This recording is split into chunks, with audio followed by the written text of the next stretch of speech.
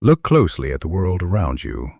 The sprawling tech campuses, the global logistics networks, the brands that seemingly appear overnight and dominate your social media feeds.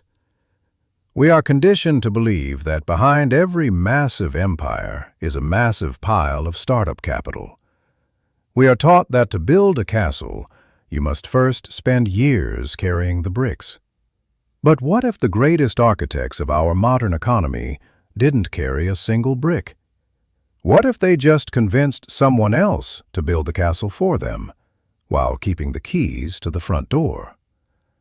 Welcome to the hidden dimension of wealth creation. The financial elite have a name for this mechanism.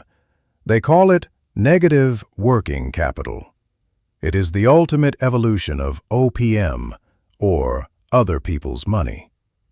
It is the exact same mathematical loophole that allows Amazon to conquer global retail, and it is the secret I am about to decode for you today. If you want to stop trading your time for pennies and start understanding how money truly flows, hit that subscribe button right now. Let's step out of the matrix. Our story begins in Miami, Florida. The year is 2019. Meet Marcus. Marcus was 28 years old, working 50 hours a week as a high-end personal trainer. He was surrounded by wealth, tech founders, real estate moguls, hedge fund managers. Yet his own bank account was constantly hovering near zero. Marcus had a brilliant idea. He noticed that his wealthy clients were obsessed with cognitive performance. They were constantly looking for the next edge, the next nootropic, the next brain-boosting supplement. Marcus spent 2 years researching and working with a brilliant biochemist to formulate the ultimate performance pill. It was revolutionary, but there was a massive wall standing in his way. To manufacture this premium product, he needed a pharmaceutical-grade facility. He found the perfect partner in Munich, Germany. The German facility produced the highest quality supplements in the world, but their terms were absolute. A minimum order quantity of $200,000 paid up front. Marcus went to banks. They laughed at him. He went to angel investors. They demanded 80% of his company. The system was rigged to keep guys like Marcus at the bottom. But Marcus realized something. He didn't need a bank. He didn't need an investor. He needed a float. Instead of trying to find the money to build the product, Marcus decided to sell a product that did not exist. He hired a freelance designer for $300 to create ultra-realistic, premium 3D renders of a sleek, matte black bottle. He named the brand Eterna, the Latin word for eternal. Then he launched a private invite-only webpage. He didn't sell a single bottle. Instead, he sold an exclusive Founders Club membership. For $500, members would receive a 1-year supply of the Eterna cognitive supplement, delivered monthly, plus an invitation to a private networking mastermind. He pitched it to his wealthy gym clients. He told them the truth. The formula is finalized, but the production run is limited to exactly 1,000 people. Exclusivity creates desire. The fear of missing out is the most powerful psychological trigger in commerce. Within 14 days, the 1,000 spots were gone. Let's do the math. 1,000 people paying $500 each. Marcus now had $500,000 in pure cash sitting in his Stripe account. He had no inventory, no warehouse, no office. Just a laptop, a 3D render, and $500,000 of other people's money. But this is where 99% of amateur entrepreneurs make a fatal mistake. They take that cash, pay the manufacturer, take a small profit, and call it a day. Marcus understood that cash is not a reward. Cash is ammunition. He flew to Munich to meet the German manufacturers in person. He didn't walk in as a desperate startup founder. He walked in as a man sitting on $500,000 of liquid capital. He showed them the bank statements. He showed them the wait list of 10,000 more people wanting to buy his product. Marcus slid a contract across the table. He said, "I'm going to make you my exclusive European manufacturer for the next 5 years. I will give you a $50,000 deposit right now to start the machines. But in exchange, I demand net 90 payment terms." For those unfamiliar with the terminology of the financial elite, net 90 means Marcus receives the finished products, but he doesn't have to pay the remaining $150,000 to the factory for 3 whole months. The German executives, mesmerized by the long-term contract and the guaranteed cash flow, signed the deal. Let us pause and analyze the absolute mastery of this moment. Marcus collected $500,000 on day 1. He gave the factory $50,000. He now has $450,000 in his bank account. His customers are getting their products. His manufacturer is happy. And Marcus legally controls nearly $500,000 that is completely free of interest. This is the empire of the float. With $450,000 in free liquidity, Marcus unleashed hell on the digital advertising world. While his competitors were spending a few $100s a day on Facebook ads, Marcus was dropping $10,000 a day. He hired top-tier influencers, produced cinematic commercials, and dominated the market. Because his marketing budget was effectively infinite, funded by his own customers and suppliers, Eterna grew from a single product into a massive monthly subscription business. Within a year, he was generating over $1 million a month in recurring revenue. His float had swelled to over $3 million of cash sitting in his accounts at any given time.